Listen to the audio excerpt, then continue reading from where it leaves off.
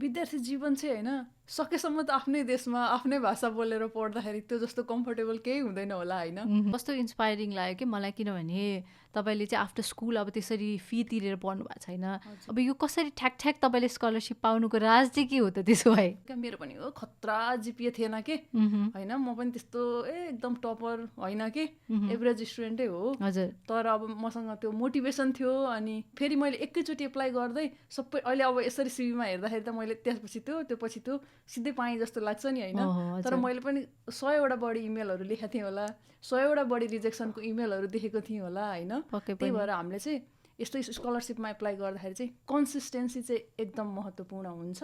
Scholarship चाहिँ कुन कुन तहमा अभाइलेबल हुन्छ होइन, अथवा यो चाहिँ मास्टर्समा मात्रै हो कि विदेशमा मात्र हुन्छ कि नेपालमा हुन्छ कि हुँदैन स्कलरसिप होइन? नेपालमा पनि धेरै प्रकारका छात्रवृत्तिहरू छन्। अनि स्कलरसिप हुन्छ नि यसरी यो फर्मल स्कलरसिप कलेजहरूले अब अलिअलि फाटाफुट्टा दिने छुटहरू होइन, त्यो बारेमा चाहिँ म जानकार थिएँ। तर मलाई यो स्कलरसिप नै भनेर एसएलसी पछि पनि यति धेरै रहेछ भन्ने कुरामा चाहिँ म आफू त्यति जानकार थिइनँ। हामी कुनै पनि यो ट्रान्जिसन पिरियड हुन्छ नि एसई दिएर अथवा चाहिँ +2 सकाएर अनि त्यति बेला सही मार्ग निर्देश गर्ने मान्छे कोही भेटियो भने चाहिँ मलाई लाग्छ त्यो चाहिँ भगवानै भेट्या हो जस्तो फिल हुन्छ क्या। दिव्याजीको पेज पनि भगवान हुने हो कि कतिको लागि होइन? होइन, मलाई भगवान बन्नु छैन होइन। मैले गर्दा एकजनाले मात्र छात्रवृत्ति पायो भने पनि मलाई चाहिँ त्यो एकदम खुसीको कुरा हुनेछ कि। पक्कै पनि बोल्नेको पिठो बिग्छ भन्छन् नि होइन। आफूलाई चाहिँ एकदम युनिक रूपमा प्रस्तुत गर्न सक्नु पर्यो क्या।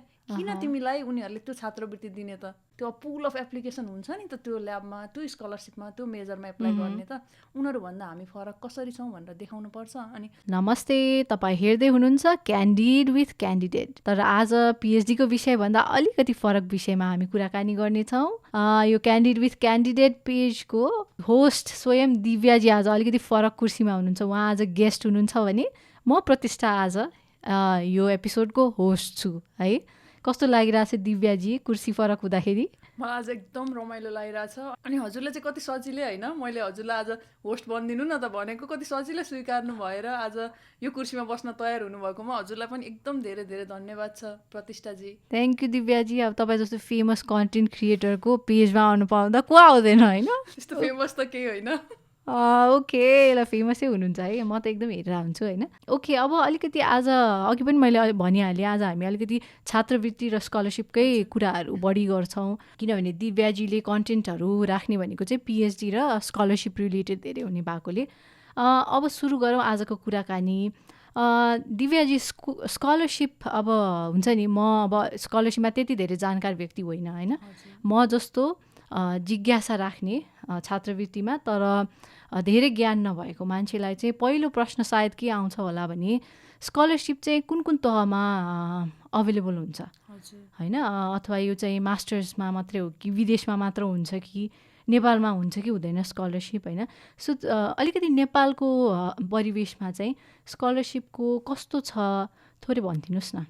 हजुर, यो स्कलरसिप चाहिँ अब हामीले एसई भन्छौँ नि होइन, एसई पछि जसलाई फलामे ढोका पनि भनिन्छ नेपालमा। अहिले पनि भर्खरै एसई परीक्षा सकेर रिजल्टको प्रतीक्षामा भाइ बहिनीहरू धेरै बसिराख्नु भएको होला होइन। नेपालमा चाहिँ अब एसईदेखि नै छात्रवृत्तिहरू छन् क्या। हामीलाई थाहा नभएको हुन्छ क्या, कतिलाई थाहा नभएको हुन्छ होइन, कतिलाई चाहिँ अब थाहा हुन्छ। अनि एसई पछि चाहिँ अब लगभग 3टा खालको छात्रवृत्ति चाहिँ एकदम फेमस छन् क्या नेपालमा। जस्तै अब काठमाडौँ मेट्रोले दिन्छ होइन, अनि अर्को भनेको चाहिँ एनइबीको स्कलरसिप हुन्छ, सिटिभिटीको स्कलरसिप हुन्छ।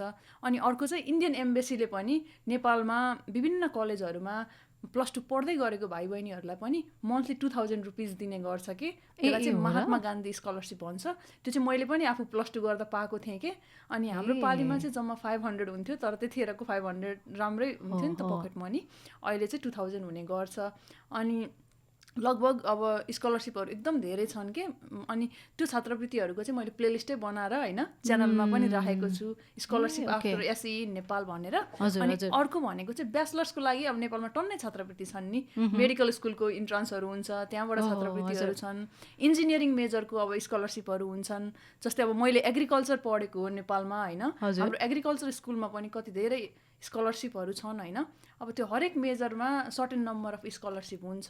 अनि त्यसको चाहिँ अब कहिलेकाहीँ अब प्लस टूको ग्रेड अनुसार भर पर्ने भयो होइन, कतिहरूले चाहिँ इन्ट्रान्स इक्जामहरू लिनुहुन्छ अनि त्यो अनुसार चाहिँ छात्रवृत्ति हुन्छ। नेपालमा छात्रवृत्ति हुँदै नभएको चाहिँ होइन, नेपालमा पनि धेरै प्रकारका छात्रवृत्तिहरू छन्। अनि त्यो ब्याचलर्स नेपालमा पढ्दै गरेको मान्छेहरूको लागि पनि इन्डियन एम्बेसीले अर्को गोल्डन जुब्ली स्कलरसिप भनेर दिने गर्छ क्या।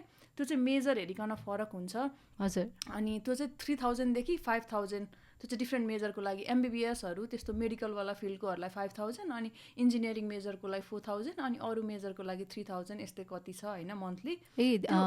दिव्याजी सरी यहाँ कुरा काटिहालेँ होइन, यो चाहिँ नेपालमै बसेर पढ्नलाई हो नि होइन, भने इन्डिया गएर पढ्ने स्कलरसिप होइन। होइन, इन्डिया गएर पढ्ने एम्बेसीको अरू छात्रवृत्ति त छँदैछन् ब्याचलर्स लेभलको लागि, तर नेपालकै विभिन्न युनिभर्सिटीमा पढ्दै गरेको स्टुडेन्टहरूको लागि पनि उनीहरूले चाहिँ लगभग 100+ छ है यो स्कलरसिपको सिट चाहिँ। अनि नेपालमै पढ्दै गरेको स्टुडेन्टहरूलाई चाहिँ दिने गर्छ क्या। अनि त्यसको बारेमा पनि मैले भिडियो बनाएर प्लेलिस्टमा राखेको छु, हेर्न सक्नुहुन्छ, गोल्डन जुब्ली स्कलरसिप भनेर। कस्तो इन्ट्रेस्टिङ कुरा है। मलाई यो विषय चाहिँ थाहा थिएन, किनभने मैले चाहिँ अब स्कलरसिप हुन्छ नि यसरी यो फर्मल स्कलरसिप कलेजहरूले अब अलिअलि फाटाफुट्टा दिने छुटहरू होइन, त्यो बारेमा चाहिँ म जानकार थिएँ। तर मलाई यो कम्प्लिटली नयाँ अथवा स्कलरसिप नै भनेर, छात्रवृत्ति नै भनेर एसएलसी पछि पनि यति धेरै रहेछ भन्ने कुरामा चाहिँ म आफू त्यति जानकार थिइनँ। र सायद अब दिव्याजीले प्लेलिस्टै छ भन्नुभएको छ होइन, भनेपछि त्यो फलो गऱ्यो भने चाहिँ सायद होइन अब एससी अब अहिले दिएर बस्नु भएको कति हुनुहुन्छ होला, उहाँहरूलाई पनि त्यसले चाहिँ एकदम काम लाग्छ होला। हो त, हो त। किनभने यसरी हामी कुनै पनि यो ट्रान्जिसन पिरियड हुन्छ नि एससी दिएर अथवा चाहिँ +2 सकाएर, त्यति बेला चाहिँ सबैले एकदमै धेरै अवसरहरू खोजिराखेको बेला हुन्छ होला होइन। अनि त्यति बेला सही मार्ग निर्देश गर्ने मान्छे कोही भेटियो भने चाहिँ मलाई लाग्छ त्यो चाहिँ भगवानै भेट्या हो जस्तो फिल हुन्छ क्या। सायद सबैलाई त्यो यो अब दिव्याजीको पेज पनि भगवान हुने हो कि कतिको लागि होइन। होइन, मलाई भगवान बन्नु छैन होइन, तर म कसैको लागि मैले गर्दा एकजनाले मात्र छात्रवृत्ति पायो भने पनि मलाई चाहिँ त्यो एकदम खुसीको कुरा हुनेछ क्या। पक्कै पनि दिव्याजी, किनभने तपाईँ यसरी लाग्नु भएको छ होइन, विदाउट एनी के भन्छ आफूलाई रिटर्न केही पनि नखोजिकन प्योरली चाहिँ तपाईँले सहयोग गर्ने हिसाबले लाग्नु भएको छ। त्यो भएर पक्कै पनि यसले कति धेरैलाई हेल्प त पक्कै गरेर होला कुनै न कुनै वेमा। अब अलिकति तपाईँकै स्कलरसिपकै जर्नीको कुरा गरौँ होइन।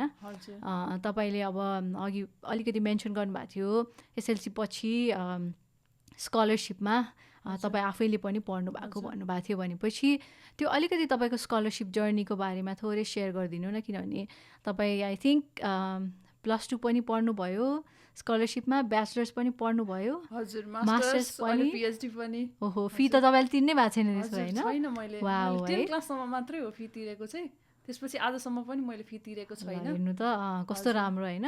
सो त्यो बारेमा अलिकति सेयर गरिदिनुहोस् न स्कलरसिप जर्नी, किनभने यसले धेरैलाई इन्सपायर गर्छ जस्तो लाग्छ मलाई।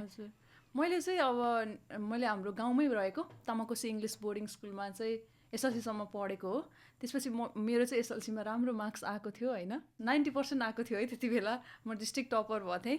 अनि त्यो मार्क्स अनुसार चाहिँ म युनिभर्सल कलेज पढ्न गएको थिएँ। अनि त्यहाँ चाहिँ मैले एडमिसनको लागि 5000 पे गर्नु परेको थियो।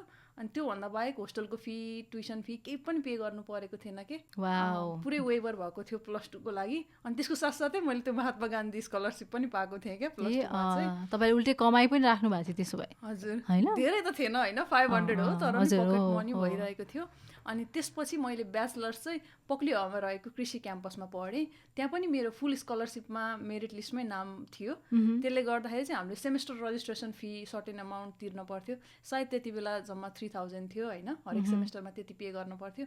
त्योभन्दा बाहेक अरू मैले केही पनि पे गर्नु पर्ने थिएन। त्यहाँ पनि होस्टेलको 100 रुपिस पर मन्थ थियो हाम्रो होइन, एकदम सरकारी कलेज हो नि त, अनि धेरै पे गर्नु पर्ने थिएन है ब्याचलर्समा। अनि त्यसपछि मास्टर्सको लागि पनि मैले कोरियन सरकारले प्रदान गर्ने पूर्ण छात्रवृत्ति अन्तर्गत चाहिँ कोरियामा पढेँ होइन। त्यसमा नि मैले अब ट्युसन फी केही नि पे गर्नु परेन, उल्टे मलाई स्टाइपेन्ड दिइरहेको हुन्थ्यो। अनि अहिले पिएचडी पनि म यहाँनिर एएनयुमा चाहिँ पिएचडी गर्दैछु। अनि मलाई मन्थली स्टाइपेन्ड दिइरहेको छ होइन युनिभर्सिटीले। अनि ट्युसन पनि मैले पे गर्न पर्दैन, त्यो ट्युसनको फी वेभरवाला अर्को स्कलरसिप पनि मैले पाइ नै रहेको छु।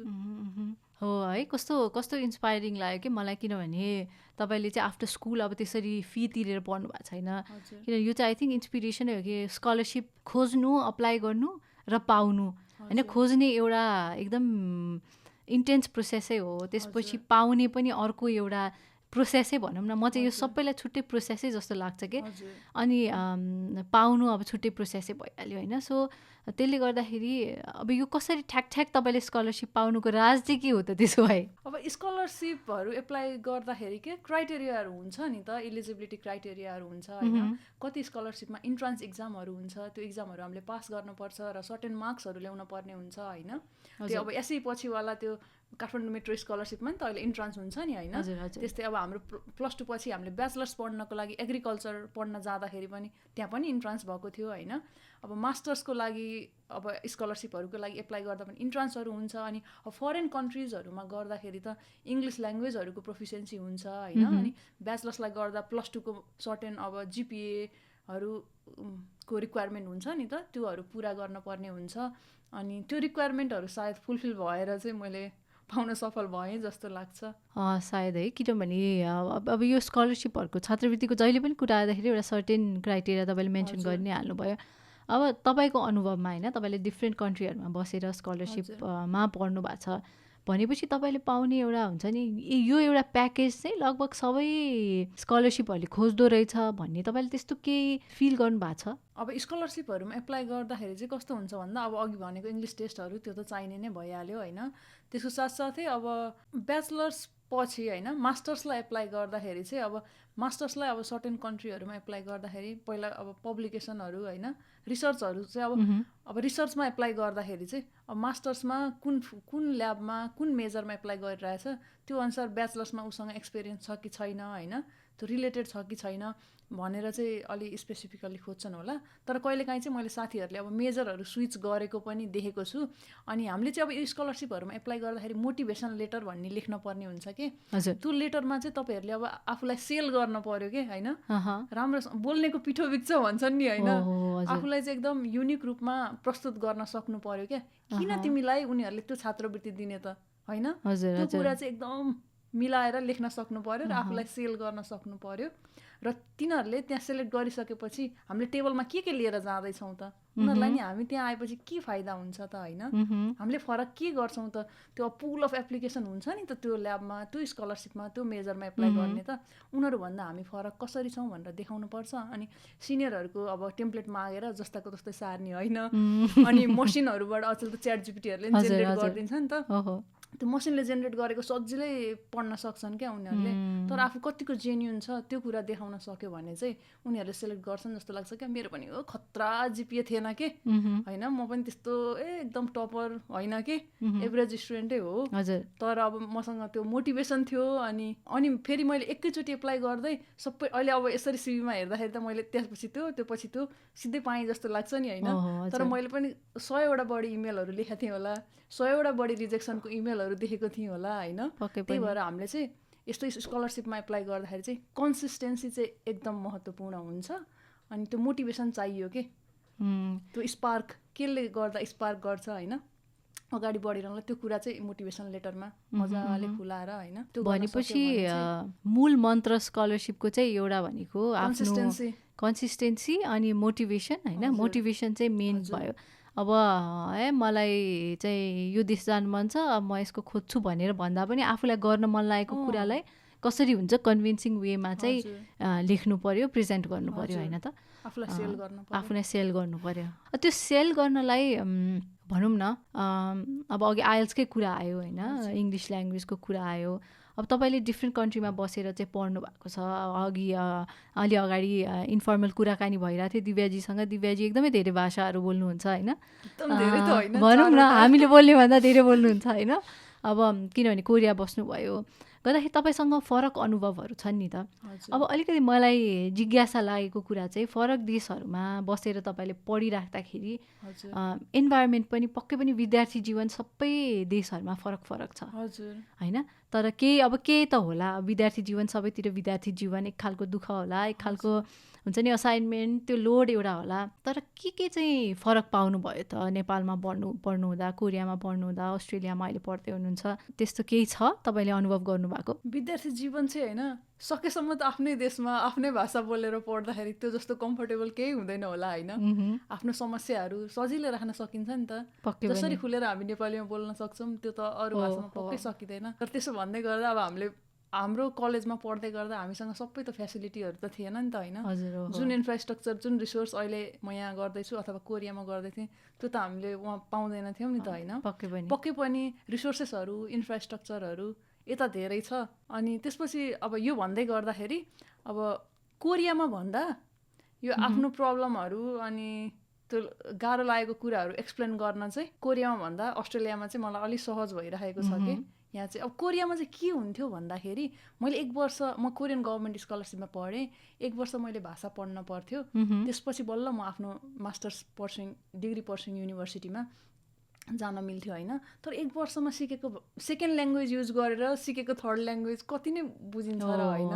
त्यो युज गरेर मैले अब क्लासमा एसाइनमेन्टहरू प्रेजेन्टेसनहरू गर्ने त कुरा आएन होइन। अनि पुरै होल क्लासमा म एक्लै इङ्ग्लिसमा प्रेजेन्टेसन दिइरहेको हुन्थेँ। तर मेरो फेलो साथीहरूले प्रोफेसरहरूले कोरियन ल्याङ्ग्वेजै युज गरिराख्नुहुन्थ्यो कि। लेक्चरहरू अब वेबसाइटमा इङ्ग्लिसमा हुन्छ भनेर लेखिदिरहेको हुन्थ्यो। तर त्यहाँ गएपछि रियालिटी अर्कै हुन्थ्यो कि। सुरुमा 1 हप्तासम्म त मलाई त्यो अब गर्नै गाह्रो भयो कि, टाउको दुखिराख्ने कि। अब मैले 1 वर्ष किन लस गरेँ त ल्याङ्ग्वेज स्कुलमा गएर भन्ने भयो क्या। त्यो आफैलाई क्वेसन गर्ने टाइपको। अनि त्यो कम्युनिकेसन ब्यारियर चाहिँ कोरियामा इन्फ्रास्ट्रक्चर रिसोर्सहरू एकदम धेरै राम्रो छ होइन। तर कम्युनिकेसन मैले लगभग यो 2 वर्ष रिसर्च गर्दाखेरि मेरो आफ्नो रिसर्चको बारेमा प्रोफेसरलाई कहिले नै डिरेक्टली भने होइन कि। नेपाली सिनियर हुनुहुन्थ्यो पोस्टर, मैले पेपर लेख्नेदेखि लिएर उहाँकै गाइडेन्समा सबै सकाएको हो। प्रोफेसरले मेरो पेपर खोइ आजसम्म थाहा छैन पढ्नुभयो कि पढ्नु भएन होइन। पढ्नुभयो होला पक्कै होइन, थाहा छैन। हजुर लास्टमा पब्लिस भएपछि एक्सिलेन्ट भनेर मेसेज पठाउनु भएको थियो। त्यति हो क्या कम्युनिकेसन। भनेपछि ल्याङ्ग्वेज ब्यारियरले गाह्रो हुन्छ। त्यही ब्यारियरले गर्दाखेरि चाहिँ म पिएचडी चाहिँ कोरियामा गर्दिनँ अथवा अर्को ल्याङ्ग्वेज सिक्नुपर्ने कन्ट्रीमा गर्दिनँ, अस्ट्रेलिया नै गर्छु भनेर चाहिँ म अनि यता आएँ। अनि यता चाहिँ मलाई अब आफ्नो रिसर्च प्रब्लमहरू होइन प्रोफेसरसँग कम्युनिकेट गर्नलाई मलाई एकदम सजिलो छ कि। यहाँ अब पुस्तकहरूले पनि आफूलाई आएको कुराहरू एकदम खन्याएरै दिने टाइपको क्या। आफूलाई आएको कुराहरू सबैलाई पनि सिकाइदिउँ न भन्ने टाइपले। अनि हरेक विक मिटिङ हुन्छ क्या यहाँ चाहिँ प्रोफेसरसँग। हरेक विक अब आफ्नो प्रोग्रेस अपडेटहरू गर्न पर्ने हुन्छ। त्यसले गर्दाखेरि चाहिँ अब के प्रब्लम छ सजिलै भन्न मिल्छ कि। के मिस्टेक भयो भने पनि त्यो पनि भन्ने होइन। एक्सपेरिमेन्ट फेल भयो भने त्यो पनि रिपोर्ट गर्ने के, सजिलैसँग गर्ने। एक्सपेरिमेन्ट ट्राई गरेको भएर त फेल भयो नि होइन। अनि त्यो चाहिँ उहाँहरूले बुझ्नुहुन्छ क्या। त्यो कुरा चाहिँ मलाई अब कोरियनमा एक्सप्लेन गर्न गाह्रो हुन्थ्यो क्या। त्यो चाहिँ एकदम सजिलो यहाँ चाहिँ। भनेपछि हामीले अब ध्यान दिनुपर्ने कुरा है, मैले अहिले तपाईँले भनिराख्दाखेरि मलाई फिल भएको चाहिँ हामीले छात्रवृत्ति खोज्दाखेरि चाहिँ हामी मेन्टली त्यो पनि प्रिपेयर्ड हुनु पर्यो होइन। ल्याङ्ग्वेज ब्यारियर भएको कन्ट्रीमा जाँदैछौँ भने हामीले चाहिँ अलिकति भनौँ न आफूलाई प्रिपेयर्ड भएर लानु पर्यो, किनभने ल्याङ्ग्वेज एउटा ब्यारियर हुनसक्छ भन्ने पनि भयो। तर साथसाथै अब त्यसलाई अपर्च्युनिटी पनि भयो, एउटा ल्याङ्ग्वेज सिक्न पाइयो होइन, फरक अनुभव हुने भयो। त्यही त भनेपछि तपाईँको कोर्स कोरियामा चाहिँ कोरियनमै पढाइ हुन्थ्यो? हजुर, कोरियामा सबै कोर्सहरू त कोरियनमै पढाइ भएको हो। अब यो एसाइनमेन्ट हो भनेर दिनुभएको त त्यो मैले बुझ्थेँ, किनभने मैले त्यो ल्याङ्ग्वेज स्कुलमा सिकेको छु नि त। फेरि तर एकाडेमिक कोरियन र त्यो डे टु डे इन्फर्मलवाला कोरियन हुन्छ नि जुन ल्याङ्ग्वेज स्कुलमा सिकिन्छ त्यो फरक पर्छ कि। प्रोफेसरसँग बोल्दा मैले साथीसँग बोल्ने भाषा प्रोफेसरसँग बोल्ने त्यो अनरिफिकहरू हुन्छ कि। हायरार्की छ कि त्यो ल्याङ्ग्वेजमा। अनि सबै त कहाँ आउँछ त नि भोक्याबुलरी 1 वर्षमा सबै त सम्भवै छैन कि। अनि अब उहाँहरूले कोरियनमै बोल्नुहुन्छ।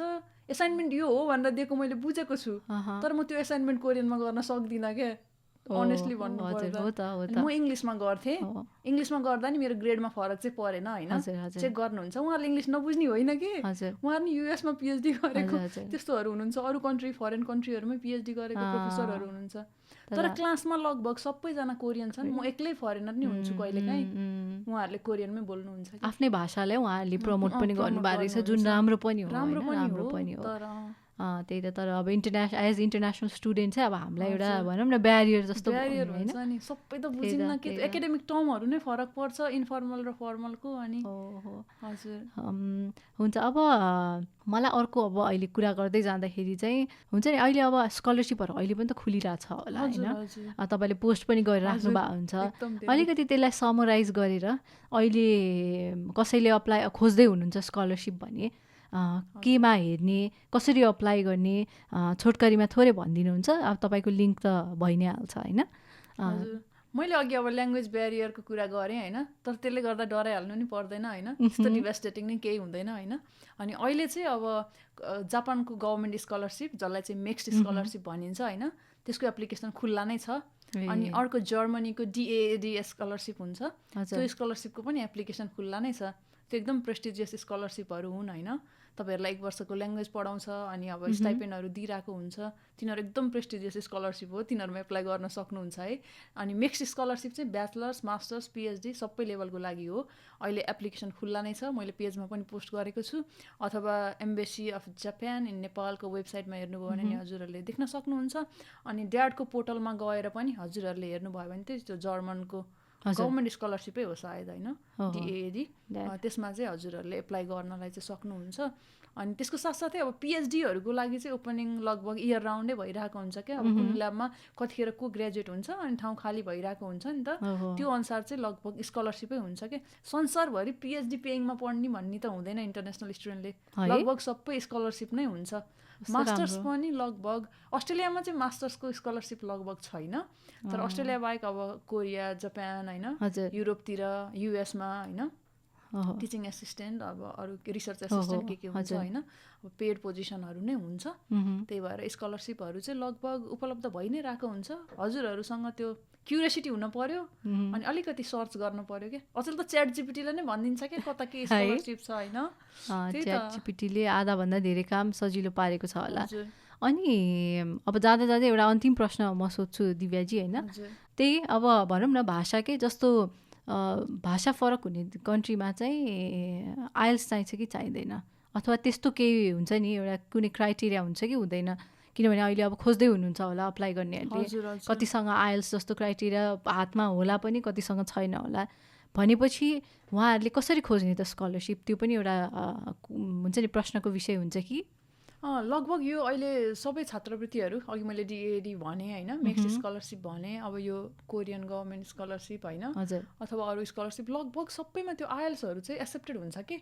त्यही भएर एउटा त्यो इङ्ग्लिस ल्याङ्ग्वेज टेस्ट दिनुभयो भने चाहिँ हजुरहरूलाई सबै लगभग सबै स्कलरसिप एप्लाई गर्नलाई चाहिँ ढोकाहरू खुल्ला हुन्छन् कि त्यही भएर अनि अब त्यो कोरियन गभर्मेन्ट स्कलरसिपमा चाहिँ अहिले अर्को लेयर थपेको छ है कोरियन भाषाको प्रोफिसियन्सी भयो भने चाहिँ प्लस पोइन्ट के मैले एप्लाई गर्ने बेलामा चाहिँ चाहिन्न थियो मसँग छँदा पनि थिएन मैले चाहिँ पछि त्यहीँ पढेर 1 वर्षपछि टपिक फू प्राप्त गरेको थिएँ अहिले एक्सपायर नै भइसक्यो त्यो है 2 वर्षको एक्सपायरी हुन्छ नि त यो सर्टिफिकेटहरू त आइएल्सको पनि त्यो कोरियनहरूको पनि अनि त्यही हो अब एउटा इङ्ग्लिस ल्याङ्ग्वेजको प्रोफिसियन्सी टेस्ट दिनु भएर अनि छात्रवृत्तिहरू खोज्न सुरु गर्नुभयो भने चाहिँ धेरैवटा छात्रवृत्तिको ढोकाहरू चाहिँ खुल्लै हुन्छन् जस्तो लाग्छ कि अनि अब कोरियामा पनि कोरियनमा पढाइ हुन्छ भनेर मैले भने होइन तर त्यसले धेरै डराइहाल्नु पर्दैन क्या किन भन्दाखेरि चाहिँ पेपरहरू लेख्न पर्ने हुन्छ होइन पेपरहरू त इङ्ग्लिसमै लेख्न पर्ने हुन्छ अनि प्रोफेसरहरूले चाहिँ इन्टरनेसनल स्टुडेन्टहरूलाई फेभर गरिरहेको हुन्छ क्या जसको इङ्ग्लिस राम्रो छ यसले चाहिँ पेपर पनि लेख्ला नि भन्ने हुन्छ नि त अलिकति त्यो पनि चाहिन्छ नि त होइन पछि स्टुडेन्टहरू सेलेक्ट गरेपछि ल्याबमा अब फाइन्डिङ मात्रै गरेर नि भन त्यसलाई पब्लिस साइन्टिफिकली कम्युनिकेट गर्न सक्नु पर्यो अनि त्यो कम्युनिकेट गर्नलाई त इङ्ग्लिस राम्रो हुनपर्छ नि त त्यसको लागि पनि त इङ्ग्लिस ल्याङ्ग्वेजको प्रोफिसियन्सीहरू चाहिन्छ त्यही भएर त्यो इङ्ग्लिस ल्याङ्ग्वेजको टेस्टहरू चाहिँ दिएर चाहिँ स्कलरसिपको खोजीमा अगाडि बढ्नु भयो भने चाहिँ त्यो राम्रो एउटा सुरुवात हुनसक्छ त्यसको साथसाथै ग्रेडहरू पनि चाहिन्छ सर्टिफिकेटहरू पनि चाहिने त भइ नै हाल्यो त्यो त सबैसँग भइ नै हाल्छ होइन हजुर हजुर हजुर र एकदम रमाइलो कुराकानी भयो दिव्याजी मैले पनि धेरै सिकेँ होइन आज अब छात्रवृत्तिको बारेमा पक्कै पनि अब यो हेर्दै गर्नुहुने दर्शकहरूले पनि सायद धेरै नै इन्फर्मेसन पाउनु भएको छ होला कतिले अब तपाईँको पेज अलरेडी फलो गर्ने फलोवर्सहरूले त अगाडिदेखि नै जानकार नै हुनुहुन्छ होला तर राम्रो जानकारी भयो राम्रो कुराकानी भयो मलाई बोलाइदिनु भएकोमा धेरै धेरै धन्यवाद यति भन्दै आजको यसलाई ऱ्यापअप गरौँ होला होइन त हजुरलाई पनि धेरै धेरै धन्यवाद यो कुराकानी एकदम रमाइलो भयो आजसम्मको पनि मेरो च्यानलको सबभन्दा रमाइलो कुराकानी मलाई यही लागिरहेको छ है हजुरलाई धेरै धेरै धन्यवाद आगामी दिनहरूमा पनि हजुरसँग कोल्याबोरेट गर्दै नयाँ एपिसोडहरू बनाउने आशासहित आजलाई चाहिँ यो भिडियो यहीँ अन्त्य गरौँ होला है। धन्यवाद, नमस्कार, फेरि भेटौँला। Thank you.